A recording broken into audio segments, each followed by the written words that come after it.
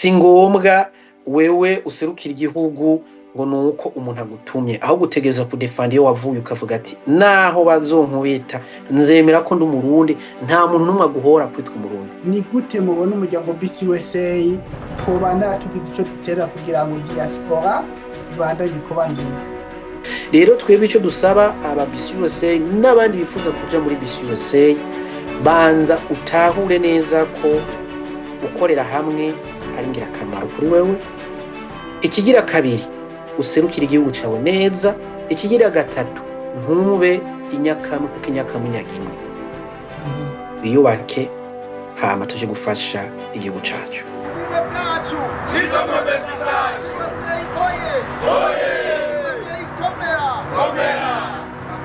Diaspora burundese ifise siège i Bujumbura mu gihugu c'amavukiro. Yego.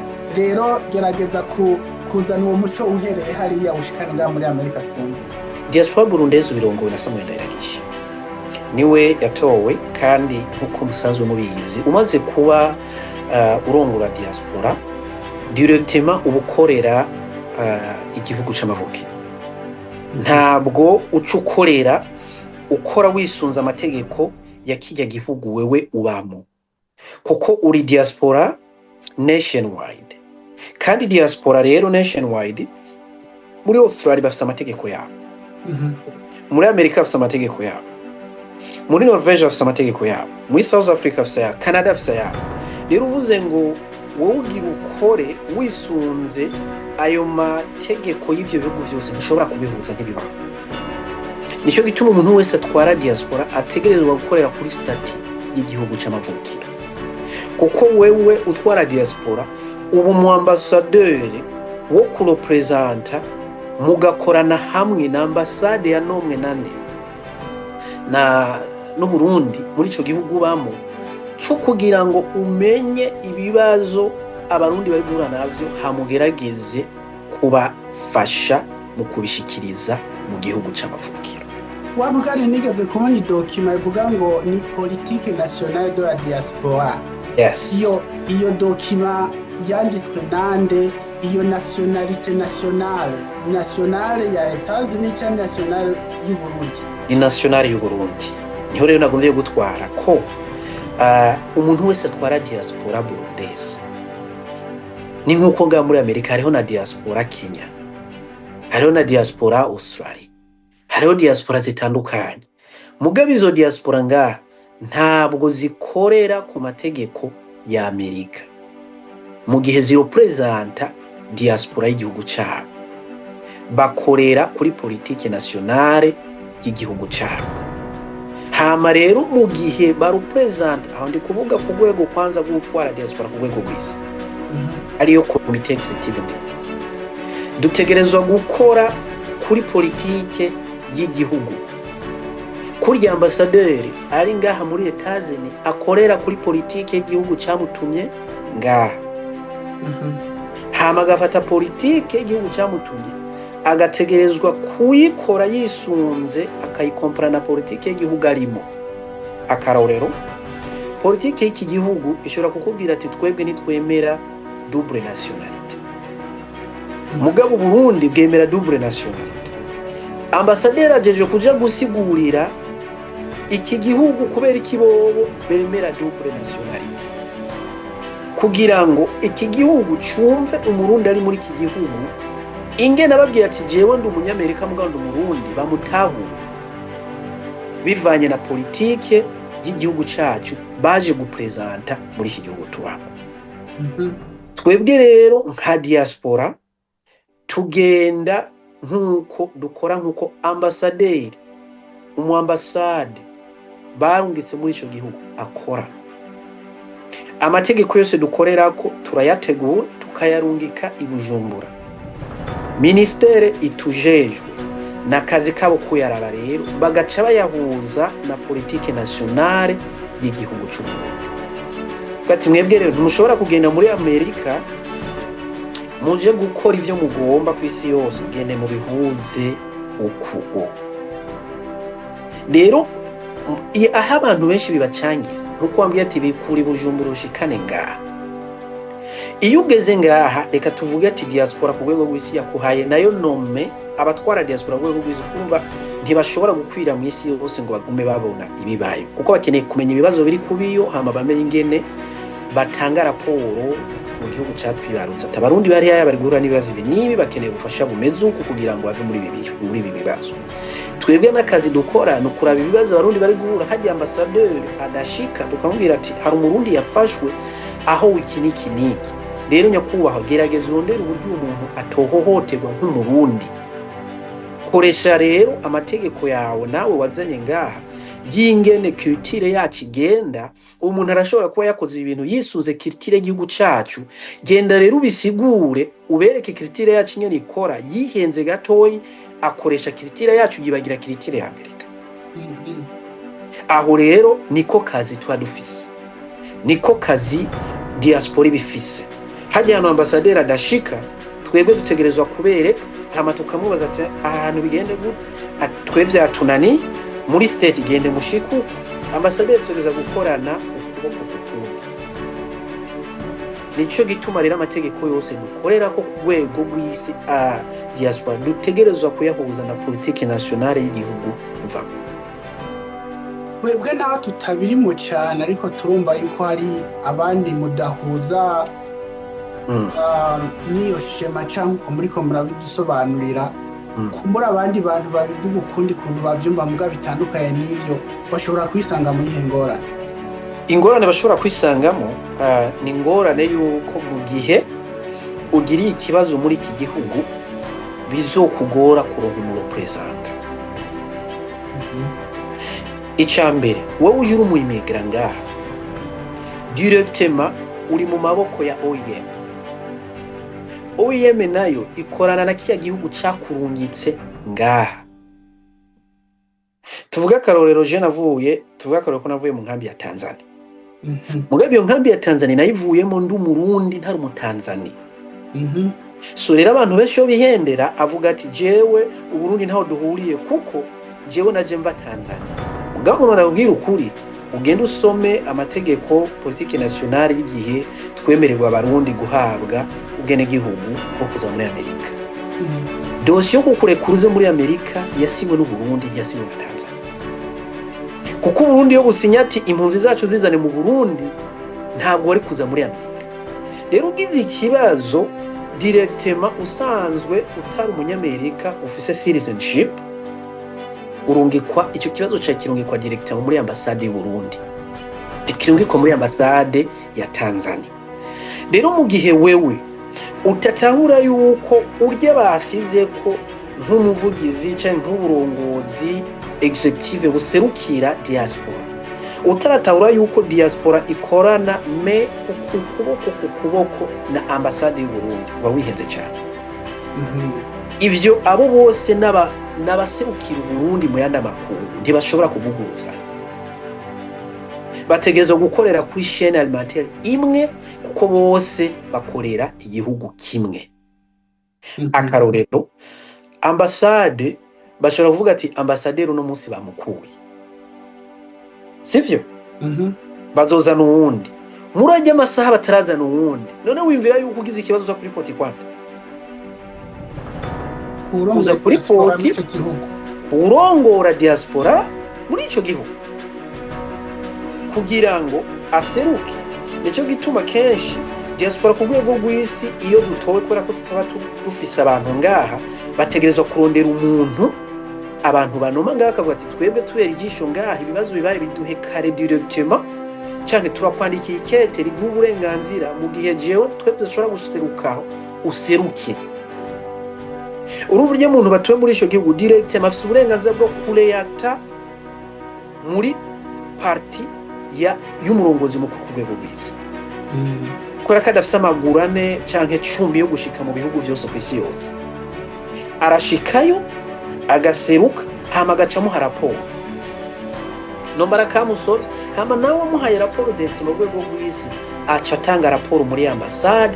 Mu gihe ambassadeur atari mu mwanya aca atanga directement muri ministère des extérieurs mu Burundi ati twabonye ikibazo abarundi abanaba bagize ikibazo. Akarorero mu barundi bari Dubai baragize ikibazo, ambasaderi ntiyaba preza, bahamagaye ku rwego rw'isi, dutabarize aha turafise abarundi bagize ibibazo directement, kubera ko twabonye ko ambasaderi atari preza, twaciye duhamagara Bujumbura directement.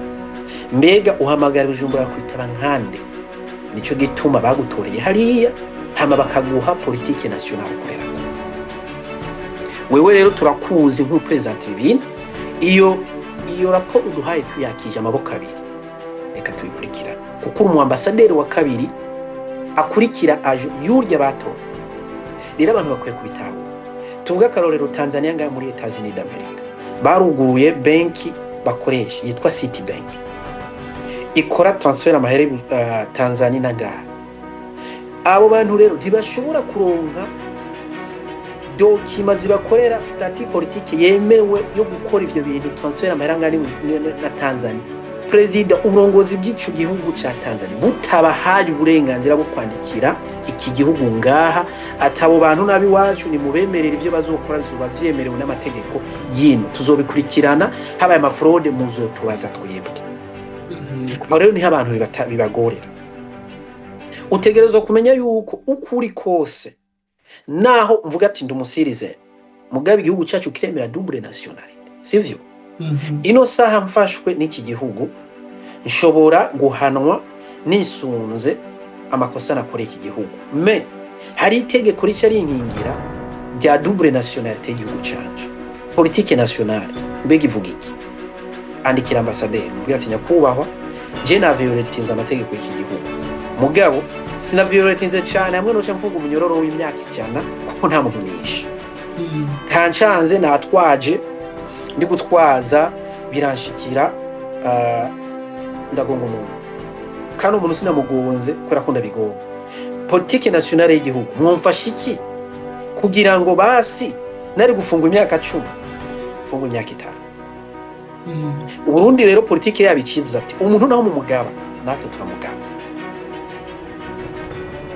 Rero uyu muntu kitire yiwe ni A to Z, turavye ariko diziwe nk'umurundi, ibi nibi mu mibarere habayeho unavugwa na raporo dufise, nta na hamwe twe twigere twumva kafise ubwicanyi, nta hamwe twe bwigere twumva afise record yizo. Rero ni vyamushikiye par hasard kuba tamenye amategeko y'iki gihugu n'ivyo agiye kugenderako. Ntiyarazi yuko azohanwa igihano cy'imyaka 10. Ni mu mutezurire. Aho rero haba hari irindi tegeko rya kabiri ryongeye ku tegeko rya Amerika rigukingira. Aho naho rero acaza y'amategeko, mbega ico wakoze n'igiki? Wishe rero ucufatwa n'amategeko international, amategeko mpuzamakungu. Uyu muntu rero nahari uwiwanyu yakoze icyaha gihanwa n'amategeko mpuzamakungu, ntabwo tumubaha, turamuhana. Rero ivyo vyose rero ntaho umuntu avyigira mu gihe yikuye ku gihugu ciwe. Urabona turafise abarundi benshi bakora muri leta, turafise abarundi benshi bakora mu gisirikare, turafise abarundi benshi araba avocat, turafise abarundi benshi bakora mu human resource, turafise abarundi benshi bashika kure. Rero nta buryo uzoronka information utabegeye, kuko nta wigira, nta numenya vyose. Nico gituma rero dukeneraniye. Kare bagwira ati uko ibibazo biba vyinshi mu bantu bamenye ijambo ry'Imana, ati kuko ingorane ziba nyinshi mushishikare kwegerana, gukorana. Bisigura yuko uko mushishikara gukorana niko muvuga ati ebana hari umutego uyu je nawumenye, wewe nawe nturawumenya, umenyereho kugira ngo ntugwemo. Akarorero muri Amerika, wavuze ati dushike ngaha muri Amerika. Muri Amerika dufise abarundi bashika 4 basubijwe, bari mwibarabara, twarahawe amaliste tuyahabwa n'abajournaliste b'abanyarwanda bavuga ati turabona abarundi bari mwibarabara, mbega abarundi ntimugira amashira hamwe, ntimugira ababaserukira muri Amerika, kubera iki mwemeye yuko aba barundi baba mwibarabara batungiye amavideo baba ku muhanda? Icyo twakoze kabaye akazi kacu, kurondera intara babamo no kurondera ambasade baho hantu, no kurondera abasanzwe bakora mu nzego za leta baho hantu b'abarundi bashobora gushikira abo bantu, bamenye ikibazo bahuye naco, nomba ari amadokima, nomba ari biki, kugira ngo bafashwe. Icyo rero ni kibazo gice gihura na wa murundi gikuye mu barundi bagenzi we. kuko urumva we wenyene waragezeho uko hari abategwa mibarabara ko babuze rento yo kuriha amafaranga inzu baba, hari abategwa mibarabara kubera ko bafashwe n'amatiki menshi, bahawe tike ya mbere ya driving, ya kabiri kugeza aho babaha DY, iyo DY birabananira, barabura nyine baje kuri koti, barabubateteya cyabata mibarabara. Kandi uwo muntu aracafise uburenganzira bwo kudatabwa mibarabara kuko aracari foreign, aracafise ntararonka ubwenegihugu, ahubwo afise green card, aracafise third party ariyo immigration yamuzanye ngaha, plus igihugu ciwe, ambasade yiwe itegerezwa kumudefanda umuntu kugira ngo ntaje hehe, ntaje mwibarabara. Ivyo vyose rero abantu benshi navyo bazi. Ashika ngaga ku imyaka 5-6 je ndi umunyamerika, nta muntu n'umwe akeneye kumenya ubuzima bwambayeho, sinkeneye kwegera abarundi biwacu, sinkeneye n'umuntu amenya ko ndi umurundi akavuga icyongereza cy'isilenge, amaraje avuga ati je narashitse hoteli ya bari akibera kugaragara. Mugabo sivyo turondera, ivyo duhamagarira abantu tubikorera ku kwitanga, mugabo bazovyibuka mu gihe hazogeraho atashira hamwe na rimwe, amashiramo yose yovaho akaburaho umuntu abariza. Murafise amagroupe ya WhatsApp, turafise amagroupe ya network ya diaspora y'abanama, mu gihe habaye ikibazo tukimenyesha directement. Hari itegeko ryahindutse muri iki gihugu riraba aba immigrant, muri rabe neza ni bangahe baronka umwanya wo kwama babisoma. Nanje hari gihe naronka umwanya, ngo hari umuntu abibona karakaba bitaye kubera ko nabegeye cyambona umutego, nabwo ati rero umutego ndawirinda. Rero nico duhamagarira abantu kumenya ko gukorana n'abarundi bagenzi bawe subusazi, ahubwo ni kuneza yawe. Dutangura ngeze muri Amerika, dutangura iki gikorwa kenshi mu guhambisha umuntu agize ikibazo ko tarazibona umugirwa w'abarundi gutabarana, hakora GoFundMe ikazozunguruka indwi yose, hari hageze abarundi bayabuze baturigwa akabazanira umunyota, kwera ku buryo babubuze bazanira umunyota tuwiwanye twaramuturi. Turabona yuko tuwose umugirwa w'iwacu. Ikintu kihutirwa twavuze ati ibintu ntibibaho, tugitanguriza activity watoza ku ntara ku ntara, upfuye ucavuga ati toza, tuvuga ati none ibintu tusubivamo gute, abarundi gerageze muje hamwe murondere solution. Rero turashima ko amashira hamwe yahabaye kandi ubuharagatuze. Ivyo rero nivyo bintu abantu bategeza kumenya ati mbega projet yo kuba navuye i Burundi, abanumva ngo hari inzego za diaspora, abanumva ngo hari n'userukira diaspora mu gihugu mbaye, mbe bikora gute, be ko hariho ambassade, why ntukwitura ambassade ni turabo abo bandi bavuga ngo baraserukira. Iyo confusion rero dutegeza ko abantu bayumva bakayivamo.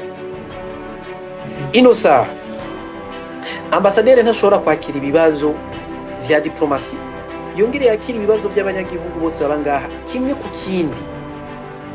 Iyo bivamo turi miryango irenga ngira ngo 100,000 nga muri Amerika by'abarundi, naho ntaherutse kuraba update ya OEM. Ariko ambassadeur ndakubwije ukuri ko ikibazo jewe ndungitse c'umurundi nk'umuvugizi canke Samuel Ndayiragije uwitwa ko atwara iyo diaspora ku rwego rw'isi arungitse, canke userukira diaspora aha muri Amerika banonye, message yiwa yakira ayugurura n'ingoga kuri ko yugurura iwawe, kuko avuga ati message ivuye kuri iri present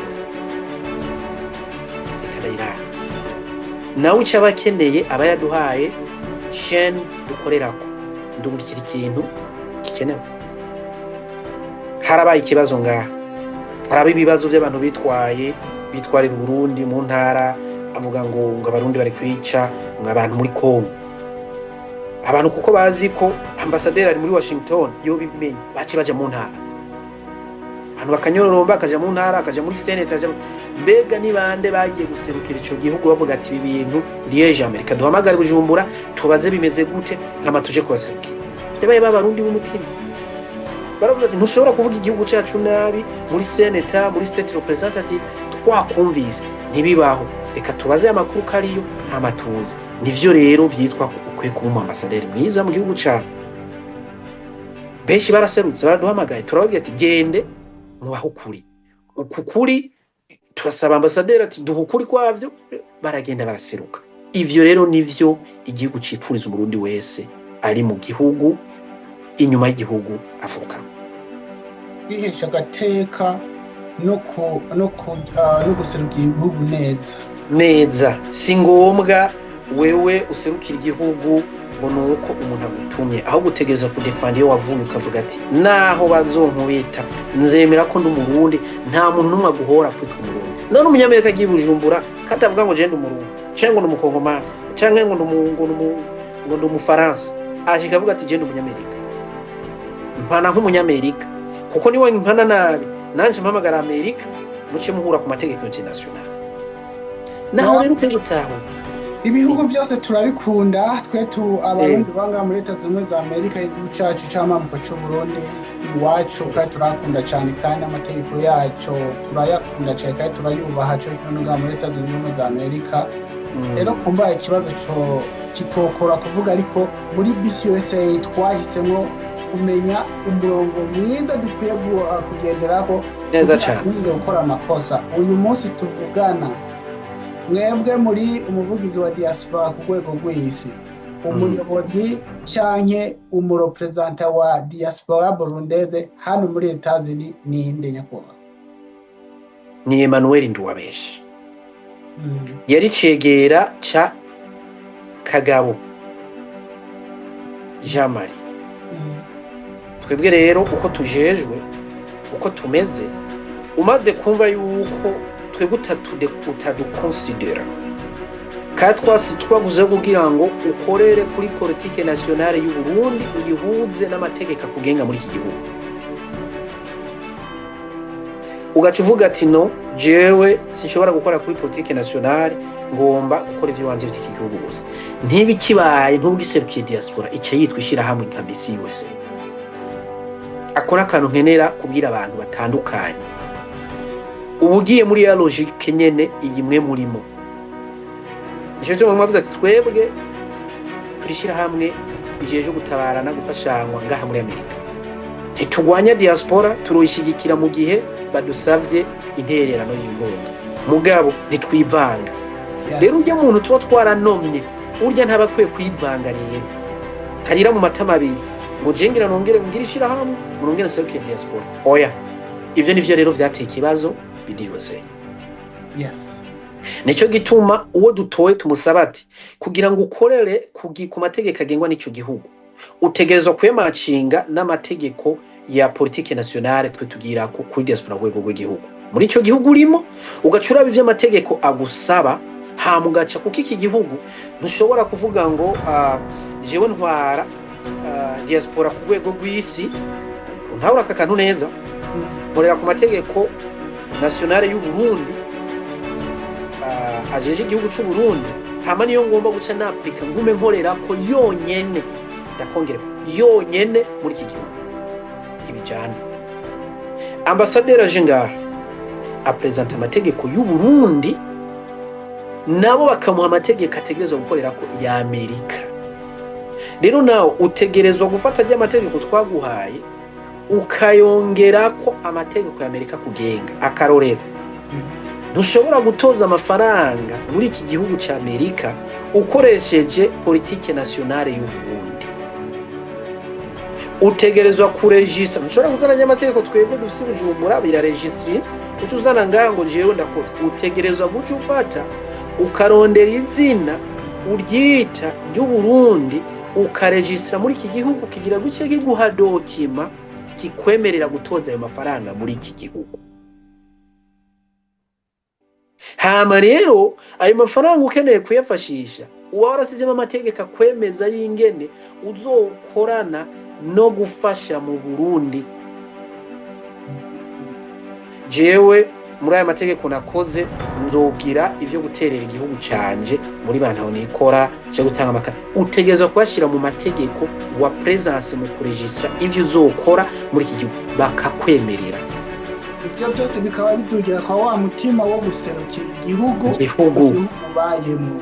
Yes. Mugabo abantu benshi bihenda aca registra ico bita non profit ishira hamwe nk'iri rya BCUSA, agaca avuga ati rero wewe nta burenganzira ufise mu Bujumbura kumpa k'amategeko kuko jewe ngira ku mategeko mfise ngaha niwe wabiregisitrinze nabi n'agatima katariko. yes ivyo ndi kubikubwira nk'umuntu ndabikozemo kuva 2019 kuva 2007 nakoze kuba translator muri migration narakoze kuba translator mu bavoka no n'ubu nkora muri administration ndabizi neza ntushobora kuvyuka wiyadukije ujese mengunze umwami ntwa diaspora ku rwego rw'isi ngo ubunyene nguragiye mwibarabara kozana amahera oya barankubita indani mu gasyo kabisa ngo cengo ndakoranije abarundi ngo nisunze ibi ntegerezwa gwakikisha yuko ico nkora muri iki gihugu ndire konese nande nindamenya jewe bampaye nomination nk'umuvugizi shobora kuyadukisa ndo umuvugizi oya nino saba sohoye yindi tangaza ati twasohoye undi umuvugizi nshampora nawe ujya twanomye ikintu kimwemerera kimubwo uburenganzira cyo kuvuga ati ndavuze canke ndaserutse neregistre ni ryakete bakwandikira ati uyu tumaye uburenganzira twisunze article politique nationale y'Ibujumbura nta narimwe bagwikete yanditse ko article ya Amerika bagwikete yanditse ko article y'Ibujumbura rero politique nationale savio article rero yemeza ko umuntu wiwe bacayirondera uyu muntu ni inde iyi article ivuga iki kubera ko uyu muntu yahawe akorera iyi article rero Amerika yubaha ikintu cishe citwa itegeko kuko barazi nyene bakora kuko nabo bagiye Bujumbura nico gituma ubona ngo Amerika ngo yarungitse umuserukizi ngo wabo ngo mu Burundi ngo hari ketashiye mu president w'igihugu cy'u Burundi abatwaye indinganizo nyakubahwa ngiye indinganizo twifuza yuko umuntu twarungitse ngaha azokoreramo mu gihugu cyawe cabika rero wowe uje nk'icaduka shakubaza ati wowe urinde muri iyi ndinganizo haba harimo uyu niwo twanomye kandi azokora ibi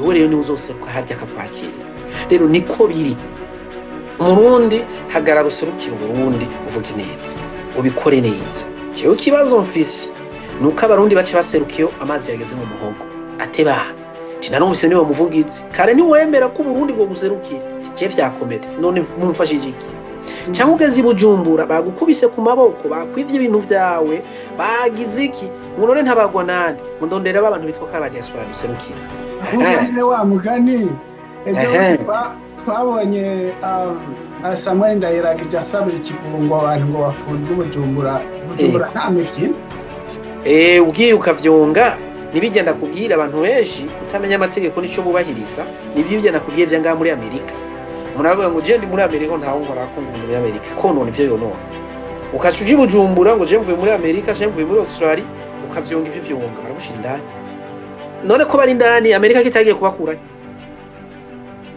baca bisunga politique nationale waravyonza akarere k'igihugu urimo kandi cyambere nyene baguhana neza baguhanye nk'umurundi nta Amerika iza kuko wewe uri umurundi baguhaniye iwanyu wewe uza kugira Amerika ize gusaba gute kandi uri umurundi wahamwe nabi wanyu nta huja kuko bakoshe nk'umurundi wewe waje iwanyu ugomba gukoresha izina ry'ikinyamerika nabo bagira bakoreke home is home ni gute mubona umuryango BCUSA twobanda tugize ico dutera kugira ngo diaspora ibandanye kuba nziza murakoze ubutumwa bwanje ni ubu bumwe gusa turasaba yuko abarundi baba muri USA bakorera hamwe atakurabira ku ntara canke kurabira ku bwoko cye ku vyimviro vya politike canke amacakubiri kuko iyo dushize hamwe ubumenyi tugashira hamwe ico bita ubuyobozi n'umutima wo gufashanywa dushobora kugera ku kintu gikomeye cotuma tukigeze ko muri iki gihugu cyadufasha n'igihugu cyacu cy'Uburundi bakubwira yuko ntushobora kuja gufasha umuntu nawe udashoboye kwifasha aha imvugo nyene icubahiro mukuru w'igihugu c'u Burundi akunda kuvuga ati twaje kwisumamo. Iyo mvugo na Perezida wa Tanzania Samia Suluhu Hassan yarayisubiyemo. Mumenye yuko ngaha atari iwanyu ari muri Tanzania.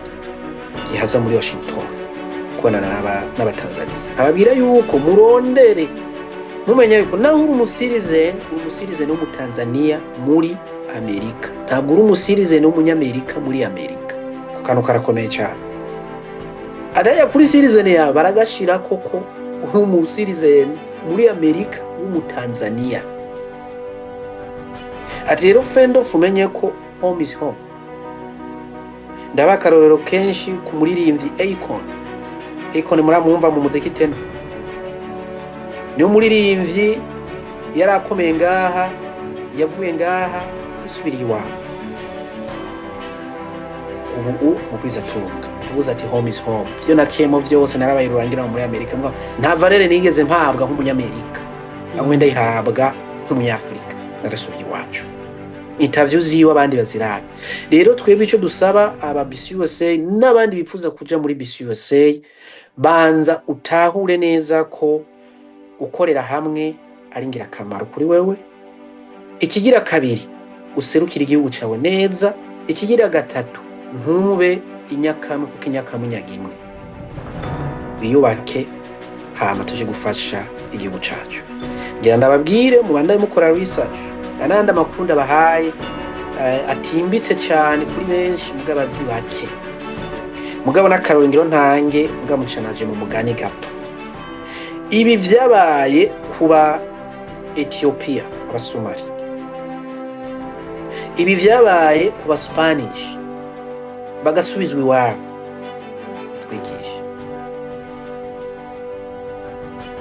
ntabwo ari kuvuga ngo turi abantu twakunzwe cyane kuba tutashoboye gufata ibihano ngo dusubizwe ku bwinshi, ariko mumenye yuko bitwigisha. Urye kamwe umenye wavuye. Ivyo navyo ntuzobigera ko utegeye abandi bakwereka umwongo huma n'udahura. Jewe nama ndabibwira abantu benshi, South Africa akaraka ngenda bahe murabona ivyabashikiye ni Africa, mugabo ni South Africa itwagwa n'umuntu mu mutima atari umwafrika ahubwo ari umunyamerika. Bunzi zose barazisubije, nta na rumwe bakuyemo. None ivyo ubikorewe aho witwa kari muri Afrika, muri Amerika. Dufite abantu benshi bapfuye kubera ico kibazo, bafashwe n'imitima kubera ko basubijwe batari bavyiteguriye. Barondeye ubufasha, barondera imiryango ati none wewe bite mu Burundi noja ibi, bamaze kubwira kuji Burundi umva indege utabwa kuri aeroport Melchior, uyanka uyemera baguta kuri Melchior ndadaye. None uremera kuca uba mu gihugu ciwabe nk'impunzi kandi uri wanyu, urongera kwiyita impunzi kandi uri wanyu. Rero ivyo vyose bitwigishe. Ghana yasomvye indege inshuro zitatu itwara abantu biwabo. Rero birashobora natwe kudushikira. Ivyo rero uvyiteguriye gute? Jewe na mbe clair Martin umujama turavugana, jewe tutavugana ntuzoje Bujumbura ndaguhinda bagusubije. Wewe wari wikuye wari umunyamerika, rero Burundi ntabwo ndakuzi. None kabandi tuvugana habaye ikibazo tanga 10 dumufashe uyu muntu tutabarane tugira iki. Wewe nzobanza none wewe ko atwikuyemo ino sahukuye n'ibibazo. None bazi ko bavuga ngo agashatu k'imbaraga sakifuka batanu. Numva je mfise akaganda umva nzo gufata ndagushiremo since ndaba bamwe twari kumwe ati ahubwo mwebwe ingo yo mu state tubaye nta ukuzi muri siri ntumenyekana, muri BCUSA nturimo umva kana hamwe mugabo bagucakiye ngo n'umurundi kubera ko winyegetse bagucakiye nta na rimwe unyegeza ngo n'umunyamerika kuko identity yawe nyene waje habarayizi.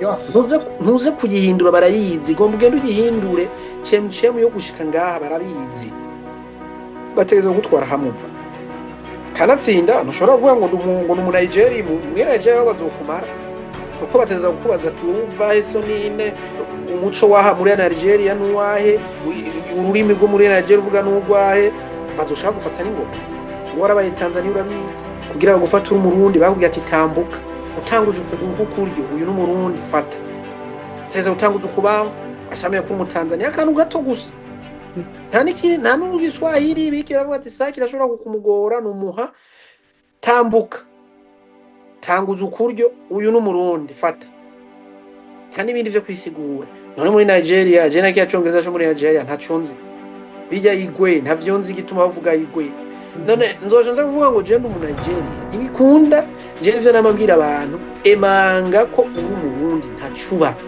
kubi igihugu gikenye ntibice bisigura ko ucuba umunyamahanga icyo gihugu kizohazogera naho gitunga Singapore n'ibindi ntivyapfutse bitunze none wewe gituma utaba proud cyo kuvuga ati jewe ngo manegera biwacu dukorane menye ko umurundi umwana umuzukuruza wanje wese azomenye ko papa yari umurundi niwe anagira ikibazo reka ntumpere ambassade y'u Burundi jewe ndi umurundi nyakubahwa akana kantu kanyuma nagira mperezeko hari abarundi bari ngaha kandi ngoma ndabibabwire n'ubundi bisubiremo ko manda yanje zohera umwaka uheze nk'umuvugizi mwakuza manda yanje zohera mugabo ngoma ndabibabwiza ukuri hazoza n'abandi mugabo ngoma ndabibabwiza ukuri hari abantu tuzi babatunzi ubuzima bari babufashe mugabo ino saha ivyangombwa byose barabibatse kubera ikosa rimwe bakoze muri business zabo bariko bararondera inzira zo gutaha none uvizo nzira bazironka gute badahamagaye muri ambassade ubu bari kurondera uburyo boronka pasiporo y'indundi kugira ngo omwe bibemere kurira aha batahe bataraja mu kibazo gikomeye samahera babuze hariye neza bameze neza mu bwabo akabazo gato gusa ko bakoze business bakakora ikosa muri iki gihugu byaba tayi kuwaka ariko dutahe gute bazi tuvuga tuje gupfira iwacu uri ko badutemwe barabara ivyo rero ni ingaruka mbi yo kwibagira ko utazohinduka kuba umurundi niyo mpamvu muri bisi yose rivuga ati ubumwe bwacu nibwo nkomezi zacu ko ibibazo byose turiko turavuga ntituriko turitara ibibi ariko nuko mwavuze ati twigire ku bandi bibazo bibashikira twebwe nta rukingo dufise yuko natwe tuzoshikirwa rero turasaba abarundi bose aho babaye mu ntara zose zitandukanye ngaha muri Leta Zunze Ubumwe za Amerika begerane ntihagire usigara inyamugendako ako nohereza ko ni kamwe abantu batahure iki kintu gikomeye cyane kuko hari abantu biyumvira ngo ubana kuba muri rishira hamwe no gutabarana gusa naciye mu bintu byinshi nakoze kuri details nyinshi harimo uburyo bwinshi bwo gufashwa muri bisi yose kindi nzi neza mu ndinganizo mategeko twabahaye neza ariyo ya migambi twifuza ko bashikako isemo bageze ko igisata kijejwe imigambi daze karinini cyane kandi narashimye ko uko twakusuye amategeko twabonye ko bigenda neza kuko userukira bisi yose imbere y'amategeko siwa yitwara muri executive ivyo rero ni ibintu noha abantu kureba uko iyo niyindi conflict mu mategeko y'iki gihugu iba yinjiye uko ujya atwara amategeko ujya asanzwe ari we aserukira iyo shirahamwe imbere y'amategeko akaba ari we nawe atwara komite executive ariyo komite nshingwabikorwa afite uburenganzira bwo gukora ikintu cyose umwanya wari wose yifuza mugabo kubera ko twabonye iyo yerere twikosora twarabonye yuko abarimo baremye je rero no bashimira nkabasaba yuko abantu bose bumve ko guhamvya abandi atari guhambana gusa harimo n'ubumenyi kandi bwinshi hariyo n'ivyo tudashobora kubwira abandi ariko tubibwira abari hamwe ubwati bisi yose indongozi turabwiye gende muharure muhere aha hari biriko biraza bimeze uko muhakikisha abantu ko bari clôture ntihagire ugira ikibazo. Nko mu minsi tuzobigisha ingene kuko benshi ntavyo bazi mugabo tugomba kubibibira ibanga nawe wowe biraba uzorabe kwibire yawe kubera ko abantu benshi bari kuriha amabire maremare y'umuriro. Iyo ni education yindi abarundi batiza kumenyera saving amafaranga.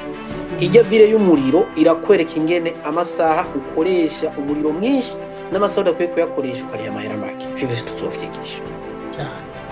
Nta kindi kintu ukora umenya gusa ingene usoma bya biharuro baguhaye. Hari amasaha uhereye aya masaha kugeza aya masaha bafite amahera baguca ukoresheje umuriro yo masaha. Hari amasaha uhereye amasaha kugeza aya masaha bafite amahera baguca make. Hari amasaha ageze amasaha umeshe baguca ibire nini.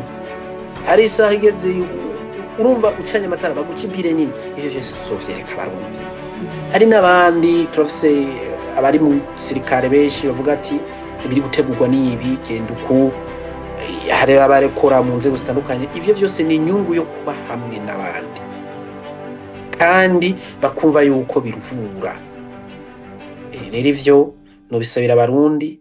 Jewe sindi muri executive narasize indongozi bakore turabira hafi ntibazi bavuga ngo Simeoni wongera kudutwara oya twarabonye ingene dutunganya abantu neza tukigisha uburongozi bugatwara abandi tugatwara ubumenyi tukabubaha hama bakarongora abarundi neza.